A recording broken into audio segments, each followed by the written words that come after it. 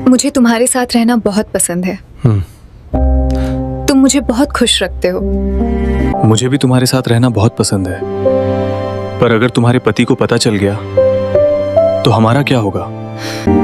मेरे पति को कुछ नहीं पता चलेगा, मैं हूं ना। पर तुम्हारा तो एक बच्चा भी है ना, उसका क्या होगा यार? आज रात मेरे घर आना, मुझे आपसे एक जरूरी काम है, हम साथ में करेंगे। मदन एक सीधा साधा ऑटो चलाने वाला इंसान था, जिसके लिए उसकी पत्नी कविता ही उसकी पूरी दुनिया थी। उसने दिन रात ऑटो चलाकर और अपना पेट काटकर कविता को पढ़ाया और पुलिस इंस्पेक्टर बनाया। लेकिन उसे क्या पता था कि जिस पत्नी के लिए वह अपने हाथों में छाले डाल रहा है, वही एक दिन उसके सीने में खंजर उतार देगी। वर्दी का घमंड और एक गैर मर्द की चाहत कविता को इस कदर अंधी कर देगी कि वह मदन को सड़क पर ला खड़ा करेगी। आखिर मदन के सच्चे प्यार का सिला उसे धोखे से क्यों मिला? क्या मदन इस सदमे को बर्दाश्त कर पाएगा, या फिर वक्त कोई ऐसा तमाचा मारेगा जिसकी गूंज कविता को जिंदगी भर सोने नहीं देगी? अगर आपको ऐसी ही दिल को छू लेने वाली कहानियां पसंद है तो अभी चैनल को सब्सक्राइब कीजिए, वीडियो को लाइक कीजिए और कमेंट करके जरूर बताइए कि आप किस शहर से देख रहे हैं। मैं रोनी भाई सूरज की तपती हुई धूप में मदन अपने ऑटो का हैंडल पकड़े सड़क पर पसीना बहा रहा था।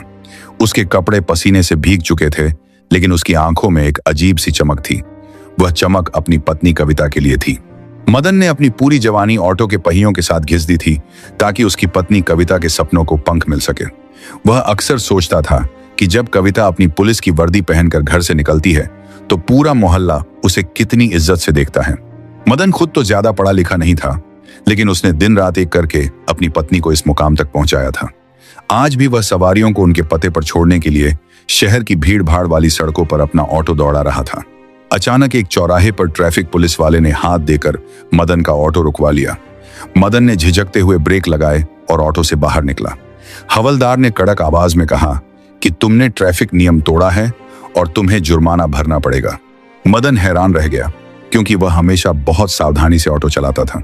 उसने हाथ जोड़कर कहा कि साहब, मैंने कोई नियम नहीं तोड़ा है, आप चाहो तो किसी से भी पूछ लो। लेकिन पुलिस वाले उसकी एक सुनने को तैयार नहीं थे। उन्होंने साफ कह दिया कि या तो जुर्माना भरो, वरना हमारे साथ थाने चलो। थाने का नाम सुनते ही मदन के चेहरे पर एक राहत की मुस्कान आ गई। उसे याद आया कि उसकी पत्नी कविता की पोस्टिंग 2 दिन पहले ही उसी इलाके के थाने में हुई है। मदन को लगा कि यह तो बहुत अच्छी बात है। वह अपनी पत्नी के सामने जाएगा तो पुलिस वाले भी समझ जाएंगे कि यह इंस्पेक्टर मैडम का पति है। उसने बिना डरे कहा कि मैं कोई जुर्माना नहीं दूंगा, आप मुझे थाने ले चलिए। मदन को पूरा विश्वास था कि कविता उसकी मदद करेगी और उन हवलदारों को डांट लगाएगी कि उन्होंने एक बेकसूर ऑटो वाले को क्यों परेशान किया। पुलिस वाले मदन को अपने साथ जीप में बिठाकर थाने ले गए। थाने पहुंचते ही मदन की नजरें चारों तरफ कविता को ढूंढने लगी। उसे एक कोने में रखी कुर्सी पर बैठा दिया गया। मदन बहुत खुश था और सोच रहा था कि अभी कविता आएगी और अपने पति को देखकर दौड़ी चली आएगी। तभी उसने देखा कि इंस्पेक्टर कविता अपने केबिन से बाहर आ रही है। वह फोन पर किसी से बहुत गुस्से में बात कर रही थी। मदन ने सुना कि कविता कह रही थी कि मेरे नाम का गलत फायदा मत उठाओ, मैंने अपनी मेहनत से यह मुकाम पाया है और आगे से मुझसे ऐसी कोई उम्मीद मत रखना। फोन काटकर कविता ने पास खड़े सिपाही से पूछा कि इस ऑटो वाले को यहाँ क्यों लाए हो। सिपाही ने जवाब दिया कि मैडम, इसने नियम तोड़ा है और अब जुर्माना देने से मना कर रहा है। मदन अपनी जगह से खड़ा हो गया और बहुत ही प्यार और उम्मीद भरी नजरों से कविता की तरफ देखने लगा।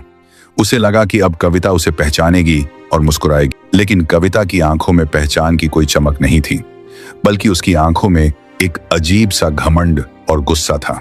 कविता ने अपने पति मदन को एक आम मुजरिम की तरह देखा और बहुत ही सख्त लहजे में कहा कि अगर यह जुर्माना नहीं देगा तो इसका ऑटो जब्त कर लो और इसे धक्के मारकर यहां से बाहर निकालो। मदन के पैरों तले जमीन खिसक गई। उसे अपने कानों पर विश्वास नहीं हुआ। जिस पत्नी को उसने अपना पेट काटकर पढ़ाया था, आज वह उसे पहचानने से इनकार कर रही थी। मदन की आंखों में आंसू आ गए। उसने कांपती हुई आवाज में कुछ कहना चाहा, लेकिन कविता ने उसकी तरफ से मुंह फेर लिया। कविता ने हवलदार से चिल्लाकर कहा कि तुम लोग मेरा मुंह क्या देख रहे हो, इस आदमी को यहां से निकालो और इसका ऑटो अंदर खड़ा कर दो। अगर इसे अपना ऑटो चाहिए तो कल जाकर कोर्ट से छुड़वा लेगा। मदन को 2 सिपाहियों ने कॉलर से पकड़ा और थाने के बाहर धकेल दिया। मदन बाहर सड़क पर गिर पड़ा।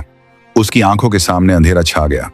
जिस ऑटो की कमाई से उसने कविता की किताबें खरीदी थी, आज वही ऑटो कविता ने उससे छीन लिया था। मदन रोते हुए भारी कदमों से अपने घर की तरफ चलने लगा। उसका दिल बुरी तरह टूट चुका था। घर पहुंचकर मदन अपनी मां के गले लगकर फूट फूट कर रोने लगा। उसने अपनी बूढ़ी मां को थाने की पूरी बात बताई। उसने रोते हुए कहा कि मां कविता इतनी बदल गई है कि उसने मुझे सरेआम जलील कर दिया और मेरा ऑटो भी छीन लिया। मां की आंखों से भी आंसू बहने लगे। उन्होंने अपने बेटे के सिर पर हाथ फेरते हुए कहा कि बेटा, मैंने तो तुझे पहले ही कहा था कि यह लड़की हमारे घर को बर्बाद कर देगी। तुझे याद है शादी के कुछ दिन बाद ही उसने कैसे जिद पकड़ ली थी कि उसे आगे पढ़ना है। हमारे पास पैसे नहीं थे, फिर भी तूने दिन रात मजदूरी की और उसे पढ़ाया। आज वह अफसर बन गई तो उसे हमारी गरीबी से शर्म आने लगी है। मदन चुपचाप सुनता रहा। उसके दिल में एक गहरा दर्द था जो किसी को दिखाई नहीं दे रहा था। मदन का एक 6 साल का बेटा भी था जो ज्यादातर अपनी दादी के पास ही रहता था। कविता को तो कभी अपने बच्चे की फिक्र ही नहीं थी। वह हमेशा अपने काम में व्यस्त रहती थी और बच्चे को समय नहीं देती थी। कविता को सरकार की तरफ से एक बड़ा क्वार्टर मिला था और वह वहीं आराम से रहती थी। अगले दिन कविता अपने क्वार्टर में बैठी इंतजार कर रही थी कि मदन घबराया हुआ आएगा और कोर्ट के कागज लेकर ऑटो छुड़ाने की भीख मांगेगा। लेकिन पूरा दिन बीत गया और मदन वहां नहीं आया। मदन के इस रवैये से कविता का घमंड और ज्यादा आहत हो गया। वह गुस्से में तिलमिला उठी और सीधा अपनी सरकारी गाड़ी से मदन के घर पहुंच गई। घर के अंदर का नजारा देखकर उसका खून खौल उठा। मदन बहुत ही शांति से अपनी बूढ़ी मां के बालों में तेल लगा रहा था और उनका बेटा पास ही फर्श पर खेल रहा था। किसी के चेहरे पर कोई परेशानी नहीं थी। यह देखकर कविता जोर से चिल्लाई। उसने कहा कि तुम लोग यहाँ आराम से बैठे हो और वहां कोर्ट में मेरा समय बर्बाद हो रहा है। तुम ऑटो लेने क्यों नहीं आए? मदन ने अपनी मां के बालों से हाथ हटाया और बहुत ही शांत और उदास नजरों से कविता की तरफ देखा। उसने एक शब्द नहीं कहा। उसकी वह खामोशी कविता को और ज्यादा चुभ रही थी। कविता अब अपनी सांस पर बरस पड़ी। वह कहने लगी कि तुम लोगों को तो बच्चा भी संभालना नहीं आता। देखो कैसे मिट्टी में खेल रहा है। अगर इसे कोई बीमारी हो गई तो क्या तुम लोग इसका इलाज करवा पाओगे? मदन से अब और नहीं रहा गया। उसने अपनी जगह से उठकर कहा कि तुम क्या कह रही हो? इस बच्चे को जन्म से लेकर आज तक मेरी मां ने ही पाला है। तुम तो अपनी नौकरी के नशे में इतनी चूर थी कि तुमने कभी इसे गोद में भी ठीक से नहीं उठाया। मेरी मां को मत सिखाओ कि बच्चे को कैसे पालना है। मदन की यह बात सुनकर कविता आग बबूला हो गई। उसने कहा कि तुम लोग गवार के गवार ही रहोगे। तुम्हें क्या पता कि एक अफसर की जिंदगी कैसी होती है। मैंने थाने में सब इंतजाम कर रखा था, फिर भी तुम समय पर नहीं पहुंचे। तुम इंसान कहलाने के लायक नहीं हो। मदन ने एक गहरी सांस ली और कहा कि अगर तुम्हें मेरी इतनी ही चिंता थी तो उसी दिन थाने में मेरे लिए आवाज क्यों नहीं उठाई? तुम तो पुलिस अफसर हो, तुम पता कर सकती थी कि मैंने कोई नियम नहीं तोड़ा है, लेकिन तुम्हें लगा कि मैं तुम्हारी कुर्सी का फायदा उठाना चाहता हूं। मदन की यह बात कविता के दिल पर पत्थर की तरह लगी, लेकिन उसका घमंड बहुत बड़ा था। उसने अपने बेटे का हाथ बहुत जोर से पकड़ा और उसे खींचते हुए कमरे की तरफ ले गई। बच्चा जोर जोर से रोने लगा और अपनी दादी को पुकारने लगा, लेकिन कविता ने किसी की एक नहीं सुनी। उसने कमरे से बच्चे के सारे कपड़े एक बैग में ठूंसे और बाहर आकर बोली कि मैं अपने बेटे को तुम जैसे अनपढ़ और गवार लोगों के बीच नहीं छोड़ सकती। मदन ने बहुत ही शांत स्वर में कहा कि अगर तुम्हें यही सही लगता है तो तुम इसे ले जा सकती हो, मैं तुम्हें रोकूंगा नहीं। 6 साल का वह मासूम बच्चा अपनी मां के हाथों से छूटने की कोशिश कर रहा था। वह रोते हुए कह रहा था कि मुझे आपके साथ नहीं जाना, मुझे मेरे पापा और मेरी दादी के पास रहना है। लेकिन कविता ने उस छोटे से बच्चे की भावनाओं को पूरी तरह कुचल दिया। वह उसे जबरदस्ती घसीटते हुए अपनी गाड़ी में बैठाकर वहां से चली गई। मदन और उसकी मां दरवाजे पर खड़े आंसू बहाते रहे। जब कविता के माता पिता को इस बात का पता चला तो उन्होंने कविता को बहुत डांटा। उन्होंने कहा कि मदन एक बहुत ही अच्छा इंसान है जिसने तुम्हारे लिए अपनी जिंदगी कुर्बान कर दी और तुम उसके साथ ऐसा बर्ताव कर रही हो। लेकिन वर्दी की चमक में अंधी हो चुकी कविता ने अपने ही माता पिता का अपमान कर दिया।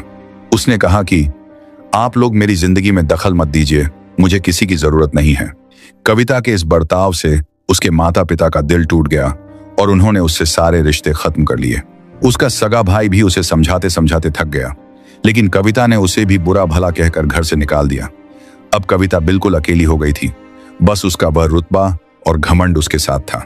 कविता ने अपने सरकारी घर में बच्चे की देखभाल के लिए एक नौकरानी रख ली थी। वह खुद सुबह निकल जाती और देर रात तक घर लौटती। एक दिन दोपहर के समय वह नौकरानी बच्चे को लेकर बाजार गई थी।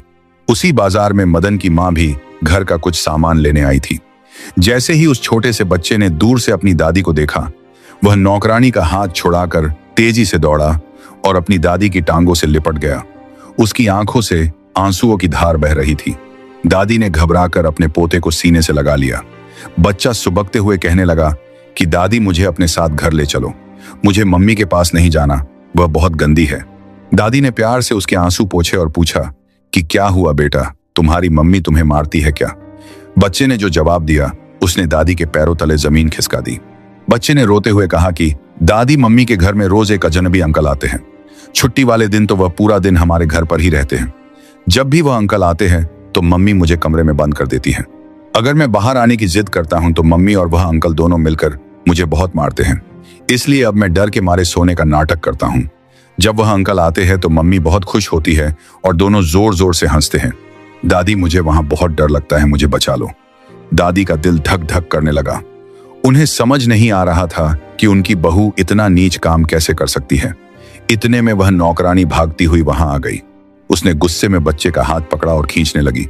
नौकरानी ने दादी से साफ कहा कि मैडम ने मुझे सख्त हिदायत दी है कि यह बच्चा आपके परिवार के किसी भी इंसान से नहीं मिलना चाहिए, इसलिए आप इससे दूर रहिए। दादी बहुत मजबूर थी। वह बीच बाजार में कोई तमाशा नहीं करना चाहती थी। उन्होंने भरे हुए गले से बच्चे को समझाया कि बेटा, तुम अभी जाओ, मैं जल्द ही तुम्हारे पापा को लेकर आऊंगी और तुम्हें हमेशा के लिए अपने पास ले जाऊंगी।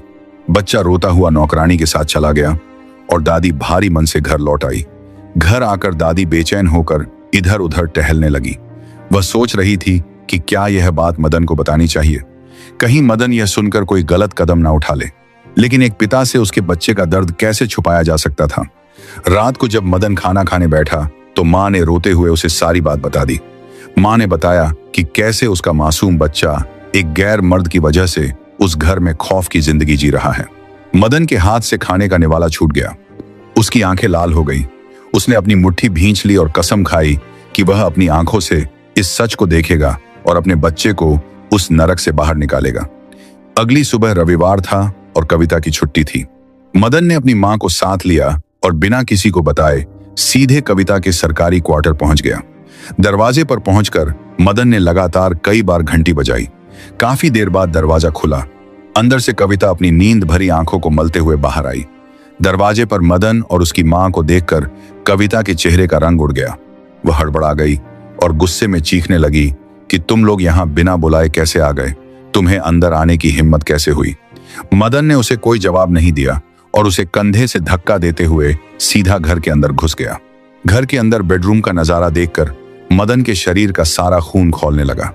कमरे के बीचों बीच रखे एक बड़े से पलंग पर एक नौजवान आदमी बिना कमीज के लेटा हुआ था और पास ही फर्श पर एक पतले से गद्दे पर उसका मासूम बेटा सिकुड़ कर सो रहा था। एक बाप के लिए इससे बड़ा दर्द क्या हो सकता था कि उसकी पत्नी किसी और के साथ सो रही है और उसका बच्चा जमीन पर रुल रहा है। मदन का दिमाग सुन्न हो गया। वह पलटा और उसने अपनी पूरी ताकत से कविता के गाल पर एक जोरदार थप्पड़ जड़ दिया। थप्पड़ की आवाज पूरे घर में गूंज उठी। कविता लड़खड़ाकर जमीन पर गिर पड़ी। थप्पड़ की आवाज सुनकर वह अजनबी आदमी हड़बड़ाकर बिस्तर से उठ बैठा।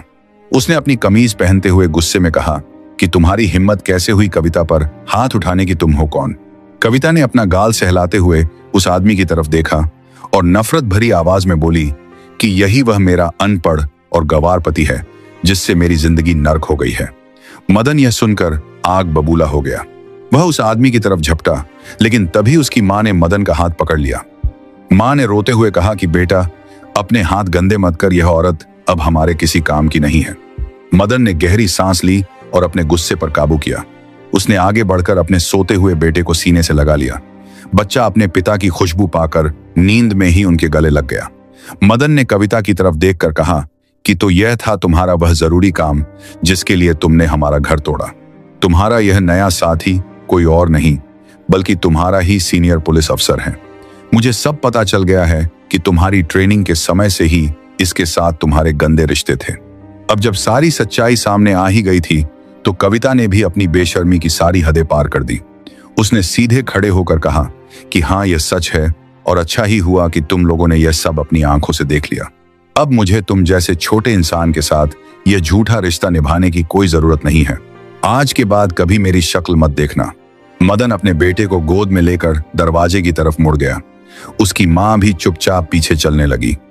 तभी कविता ने पीछे से आवाज दी और कहा कि रुक जाओ। वह अंदर गई और एक फाइल लेकर आई। उसने वह फाइल मदन के मुंह पर मारते हुए कहा कि मैंने तुम्हारे नाम के तलाक के कागज पहले ही तैयार करवा लिए थे। इन पर अपने गवारों वाले दस्तखत करो और मेरी जिंदगी से हमेशा के लिए दफा हो जाओ। मदन ने बिना एक पल की देरी किए उन कागजों पर साइन कर दिए। मदन एक कोने में सिर पकड़कर बैठा था। उसकी जिंदगी ताश के पत्तों की तरह बिखर चुकी थी। वह सोच रहा था कि अब वह अपने बच्चे का भविष्य कैसे संवारेगा। मां अपने बेटे की यह हालत देख नहीं पा रही थी। वह उठी और कमरे के कोने में रखे एक बहुत पुराने लोहे के संदूक को खोलने लगी। उस संदूक में मदन के पिता की कुछ पुरानी चीजें रखी थी। मां उस संदूक में कुछ ढूंढने लगी। काफी देर तक चीजें उलटने पलटने के बाद मां के हाथ में एक पीले रंग का पुराना कागज लगा।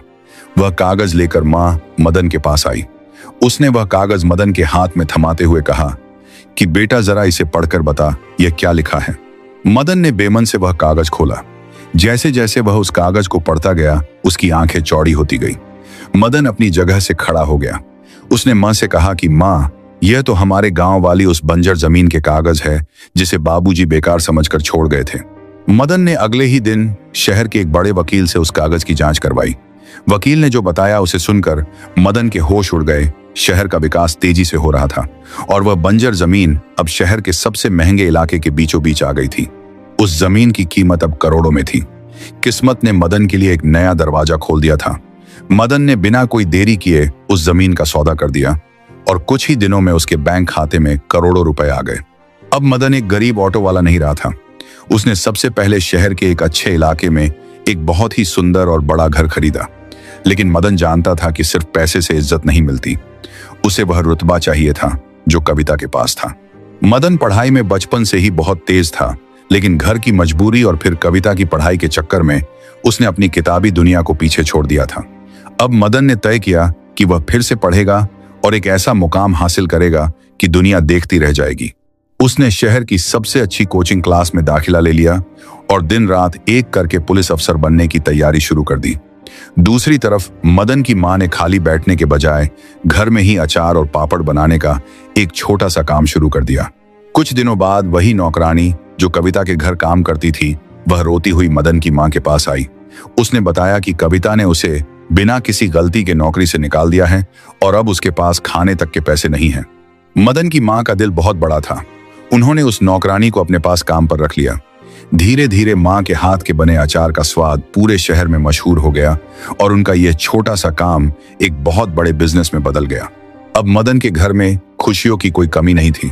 पैसे पानी की तरह आ रहे थे और उसका बेटा भी एक बहुत अच्छे स्कूल में पढ़ने लगा था।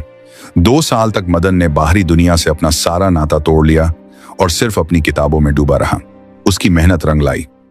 जब पुलिस विभाग का रिजल्ट आया तो मदन ने पूरे राज्य में टॉप किया था। मदन का चयन सीधे एसपी के पद पर हो गया था। यह खबर आग की तरह पूरे शहर में फैल गई। अगले दिन सारे अखबारों के पहले पन्ने पर मदन की तस्वीर छपी थी और उसके नीचे मोटे अक्षरों में लिखा था कि एक ऑटो वाला बना शहर का सबसे बड़ा एसपी। मदन की कहानी रातों रात पूरे देश में वायरल हो गई। बड़े बड़े न्यूज चैनल वाले उसका इंटरव्यू लेने के लिए उसके घर के बाहर लाइन लगाकर खड़े रहने लगे। मदन ने बहुत ही शान से अपनी पुलिस की वर्दी पहनी और अपनी मां के पैरों में गिरकर आशीर्वाद लिया। जब मदन को अपनी पोस्टिंग चुनने का मौका मिला तो उसने जानबूझकर उसी इलाके को चुना जहां कविता और उसका प्रेमी अफसर काम करते थे। वह देखना चाहता था कि समय का यह चक्र जब उल्टा घूमता है तो इंसान की क्या हालत होती है। इधर कविता की जिंदगी एक भयानक दलदल में तब्दील हो चुकी थी। जिस सीनियर अफसर के लिए उसने अपना घर तोड़ा था, वह असल में एक बहुत बड़ा धोखेबाज और शैतान इंसान था।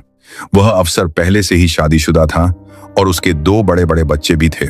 उसने कविता को जब कविता को इस बात का पता चला और उसने उस अफसर से रिश्ता तोड़ने की कोशिश की तो उस शैतान ने अपना असली रंग दिखा दिया। उसने कविता को एक वीडियो दिखाया। वह वीडियो तब का था जब कविता ने एक बहुत बड़े क्रिमिनल से लाखों रुपए की भारी रिश्वत ली थी। उस अफसर ने वह वीडियो अपने मोबाइल में छुपाकर रिकॉर्ड कर लिया था। उसने कविता को धमकी दी कि अगर वह उससे दूर जाने की सोचेगी या किसी को उनके रिश्ते के बारे में बताएगी तो वह यह वीडियो पूरे डिपार्टमेंट में वायरल कर देगा। कविता उस वीडियो को देखकर बुरी तरह डर गई। उसे अपनी नौकरी जाने का खौफ सताने लगा। अब कविता उस अफसर की गुलाम बन चुकी थी। वह इंसान हर दिन कविता को ब्लैकमेल करता और उसे मानसिक रूप से प्रताड़ित करता। कविता अंदर ही अंदर घुटने लगी थी। उसका वह सारा घमंड मिट्टी में मिल चुका था। उसने ठीक से खाना पीना भी छोड़ दिया था। उसके चेहरे की वह चमक गायब हो गई थी और वह बहुत कमजोर और बीमार सी दिखने लगी थी। उस अफसर ने उस पर इतनी पाबंदी लगा दी थी कि वह किसी से फोन पर बात भी नहीं कर सकती थी। इसी बीच शहर में नए एसपी के आने की खबर से पूरे पुलिस महकमे में हलचल मच गई। सबको पता चल गया था कि नया एसपी मदन है। कविता ने जब यह खबर सुनी तो उसे ऐसा लगा जैसे किसी ने उसके सिर पर हथौड़ा मार दिया हो। वह इंसान जिसे उसने गवार और अनपढ़ कहकर घर से निकाला था, आज वह उसका सबसे बड़ा बॉस बनकर आ रहा था। कविता शर्म के मारे जमीन में गड़ जाना चाहती थी। नए एसपी के स्वागत के लिए पुलिस हेडक्वार्टर में एक बहुत बड़ी पार्टी का आयोजन किया गया था। शहर के सारे छोटे बड़े पुलिस वाले वहां मौजूद थे। कविता भी डरते डरते उस पार्टी में पहुंची थी। उसने अपना चेहरा छुपाने की बहुत कोशिश की, लेकिन स्टेज पर खड़े मदन की नजर उस पर पड़ ही गई। मदन ने माइक हाथ में लिया और अपनी शानदार आवाज में सबको संबोधित करना शुरू किया। उसने अपने भाषण के बीच में जानबूझकर इंस्पेक्टर कविता का नाम लिया और कहा कि आज हमारे बीच एक ऐसी बहादुर महिला इंस्पेक्टर है जिन्होंने पुलिस विभाग का बहुत नाम रोशन किया है। मैं चाहूंगा कि वह स्टेज पर आए और 2 शब्द कहे। कविता का नाम सुनते ही पूरे हॉल में तालियां बजने लगी। कविता के पैर कांप रहे थे। उसे लग रहा था जैसे वह फांसी के फंदे की तरफ जा रही है। भारी कदमों से वह स्टेज की सीढ़ियां चढ़ने लगी। जैसे ही वह मदन के सामने पहुंची, उसने नजर उठाकर मदन की तरफ देखा। मदन की आंखों में कोई गुस्सा नहीं था, बल्कि एक ऐसी शांति थी जो कविता को अंदर तक डरा रही थी। कविता ने माइक हाथ में लिया, लेकिन उसके गले से कोई आवाज नहीं निकली। अचानक उसके दिमाग में पुरानी यादें घूमने लगी। कैसे मदन ऑटो चलाता था, कैसे उसने उसे घर से निकाला था। यह सब सोचकर कविता का दिमाग चकरा गया और वह सबके सामने स्टेज पर बेहोश होकर धड़ाम से गिर पड़ी। पूरे हॉल में अफरा तफरी मच गई। तुरंत एम्बुलेंस बुलाई गई और कविता को शहर के सबसे बड़े अस्पताल में ले जाया गया। मदन भी एक एसपी की हैसियत से अस्पताल पहुंचा। डॉक्टर ने बाहर आकर मदन को बताया कि सर, यह इंस्पेक्टर अंदर से पूरी तरह खोखली हो चुकी है। इन्होंने कई दिनों से कुछ खाया नहीं है और यह भयानक डिप्रेशन का शिकार है। मदन यह सुनकर हैरान रह गया। उसने सोचा कि जो औरत इतना घमंड करती थी, उसकी यह हालत कैसे हो गई। कुछ दिनों बाद कविता को अस्पताल से छुट्टी मिल गई। वह अपने घर लौट आई, लेकिन अब वह पूरी तरह टूट चुकी थी। उसे अब समझ आ रहा था कि उसने अपने सच्चे पति को छोड़कर कितनी बड़ी गलती की है। वह मदन से मिलकर माफी मांगना चाहती थी। एक दिन कविता बहुत हिम्मत करके बाजार की तरफ निकली। उसने बहुत ही साधारण से कपड़े पहने थे और उसके बाल भी बिखरे हुए थे। तभी उसकी नजर सामने से आ रही अपनी सास पर पड़ी। मदन की मां अब बहुत ही शानदार कपड़े पहनती थी और उनके चेहरे पर एक अलग ही रौनक थी। कविता दौड़कर अपनी सास के सामने गई और उनके पैरों में गिर पड़ी। उसने रोते हुए कहा कि मां जी, मुझे पहचान लीजिए, मैं आपकी बहू कविता हूं। सास ने अपने चश्मे के पीछे से ध्यान से देखा। कविता इतनी कमजोर और बीमार लग रही थी कि उसे एक बार में पहचानना मुश्किल था। सास ने पीछे हटते हुए बहुत ही कड़क आवाज में कहा कि मेरी कोई बहू नहीं है, तुम कौन और मुझे मां जी क्यों कह रही हो। कविता ने हाथ जोड़कर गिड़गिड़ाते हुए कहा कि मां जी, मुझसे बहुत बड़ी भूल हो गई। मुझे उस शैतान ने बर्बाद कर दिया है। कृपया मुझे माफ कर दीजिए और मदन से कहिए कि वह मुझे वापस अपना ले। सास ने बहुत ही सख्त लहजे में जवाब दिया कि लड़की, तूने मेरे बेटे का जो दिल तोड़ा है, उसकी कोई माफी नहीं है। तूने जो बीज बोए थे, आज तू वही फसल काट रही है। भगवान ने तुझे तेरी करनी का फल दिया है। अब हमारे रास्ते अलग है। यह कहकर सास बिना पीछे मुड़े अपनी शानदार गाड़ी में बैठकर वहां से चली गई। कविता बाजार के बीचों बीच बैठकर फूट फूट कर रोने लगी। लोग उसे पागल समझकर वहां से गुजर रहे थे। अब कविता की बर्दाश्त की सारी हदें पार हो चुकी थी। वह सीधा उस सीनियर अफसर के घर पहुंच गई। उसने पागलों की तरह उस अफसर का कॉलर पकड़ लिया और चीखते हुए बोली कि तूने मेरी जिंदगी नर्क बना दी है। अब मैं तेरी और धमकियां नहीं सहूंगी। तुझे वह वीडियो वायरल करना है तो कर दे, मेरी जान लेनी है तो ले ले, लेकिन अब मैं तेरे इस गंदे जाल में और नहीं रहूंगी। अफसर ने कविता को एक जोरदार धक्का दिया और हंसते हुए कहा कि ठीक है, अगर तुम्हारी यही जिद है तो आज तुम्हारा खेल खत्म। उसी रात उस शैतान अफसर ने कविता का वह रिश्वत लेने वाला वीडियो इंटरनेट पर डाल दिया। सुबह होते होते वह वीडियो पूरे शहर के हर इंसान के मोबाइल पर पहुंच गया। पुलिस विभाग में हड़कंप मच गया। ऊपर से तुरंत ऑर्डर आए और कविता को उसकी नौकरी से बर्खास्त कर दिया गया। एक झटके में कविता की वह वर्दी छिन गई जिस पर उसे इतना घमंड था। कविता पूरी तरह से सड़क पर आ गई थी। बेतहाशा सड़कों पर भाग रही थी उसे कुछ समझ नहीं आ रहा था। उसने अपने भाई को फोन किया और रोते हुए मदद मांगी, लेकिन उसके भाई ने साफ कह दिया कि तुम्हारे कारण हमारे माता पिता घुट घुट कर मर गए। तुम हमारे लिए उसी दिन मर चुकी थी जिस दिन तुमने मदन जैसे इंसान को धोखा दिया था। मेरे घर का दरवाजा तुम्हारे लिए हमेशा के लिए बंद है। भाई की बात सुनकर कविता ने फोन जमीन पर पटक दिया। अब उसके पास जाने के लिए कोई जगह नहीं थी। वह रात के अंधेरे में भटकती हुई मदन के बंगले के बाहर पहुंच गई। बहुत बड़ा बंगला था और बाहर सिक्योरिटी गार्ड खड़े थे। कविता ने पागलों की तरह गार्ड से लड़ना शुरू कर दिया। शोर सुनकर मदन खुद बाहर आया। कविता मदन को देखकर उसके पैरों में गिर पड़ी और गिड़गिड़ाने लगी। मदन, मुझे बचा लो, मेरी नौकरी चली गई है, मेरे पास रहने को घर नहीं है, मुझे अपने घर में एक नौकरानी बनाकर ही रख लो, बस मुझे यहां से मत भगाओ, मैं तुम्हारी पत्नी हूं और वह बच्चा मेरा है। मदन ने बहुत ही ठंडी और कठोर नजरों से कविता को देखा। उसने कहा कि तुम मेरी पत्नी नहीं हो, तलाक के कागजों पर तुम खुद साइन करके लाई थी, और जहां तक मेरे बेटे की बात है वह बहुत खुश है और उसे तुम जैसी मतलबी औरत के साय की भी जरूरत नहीं है। आज के बाद अगर तुमने मेरे घर या मेरे परिवार के आसपास भी भटकने की कोशिश की तो मैं तुम्हें पुलिस के डंडों से मार मार कर जेल में डाल दूंगा। मदन ने मुड़कर गार्ड से कहा कि इस भिखारी औरत को यहां से भगा दो। गार्ड ने कविता को कॉलर से पकड़ा और सड़क पर धकेल दिया। मदन अंदर गया और उसने जोर से अपने घर का बड़ा सा लोहे का दरवाजा बंद कर लिया। उस दरवाजे की आवाज कविता के दिल पर हथौड़े की तरह लगी। वह सड़क पर पड़ी रोती रही, तड़पती रही, लेकिन किसी ने उसकी एक नहीं सुनी। कुछ दिनों तक कविता पागलों की तरह सड़कों पर घूमती रही। वह कूड़े के ढेर से खाना ढूंढकर खाती और रात को सड़क किनारे सो जाती। उसकी दिमागी हालत पूरी तरह खराब हो चुकी थी। वह राह चलते लोगों को रोककर कहती थी कि मैं एक इंस्पेक्टर हूं, मुझे मेरा ऑटो दे दो, लेकिन लोग उसे पागल समझकर पत्थर मारते। एक दिन बहुत तेज बारिश हो रही थी। कविता उसी चौराहे पर बैठी थी जहां उसने पहली बार मदन का ऑटो जब्त करवाया था। ठंड और भूख से उसका शरीर कांप रहा था। उसे अचानक मदन का वह चेहरा याद आया जब वह प्यार से उसे खाना खिलाता था। एक जोर की चीख कविता के गले से निकली और फिर हमेशा के लिए खामोश हो गई। अगली सुबह चौराहे पर कूड़े के ढेर के पास एक लावारिस लाश पड़ी थी जिसे उठाने वाला भी कोई नहीं था। वह लाश उसी घमंडी इंस्पेक्टर कविता की थी जिसने अपनी एक गलत चाहत के लिए अपना सब कुछ दांव पर लगा दिया था। दोस्तों, यह कहानी हमें यही सिखाती है कि इंसान को कभी भी अपनी कामयाबी और रुतबे पर घमंड नहीं करना चाहिए। जो इंसान बुरे वक्त में आपके साथ खड़ा रहा उसे कभी धोखा मत देना, क्योंकि वक्त का पहिया जब घूमता है तो बड़े से बड़े घमंडी को सड़क पर ला देता है। अगर कविता ने अपने सच्चे पति का सम्मान किया होता तो आज वह एक खुशहाल जिंदगी जी रही होती, लेकिन उसके कर्मों ने ही उसे इस खौफनाक मौत तक पहुंचाया। अगर इस कहानी ने आपके दिल को छुआ है और आपको यह लगता है कि मदन के साथ न्याय हुआ है, तो इस वीडियो को अपने दोस्तों और परिवार के साथ शेयर जरूर करें। आपको मदन का बदला कैसा लगा, मुझे कमेंट बॉक्स में अपनी राय लिखकर जरूर बताएं। मैं आगे भी आपके लिए ऐसी ही रोंगटे खड़े कर देने वाली और दिल को झकझोर देने वाली कहानियां लाता रहूंगा। तब तक के लिए अपना और अपने परिवार का ख्याल रखें। जय हिंद, जय भारत। मैं हूं रोनी भाई और आप देख रहे थे हमारी एक और शानदार पेशकश। धन्यवाद।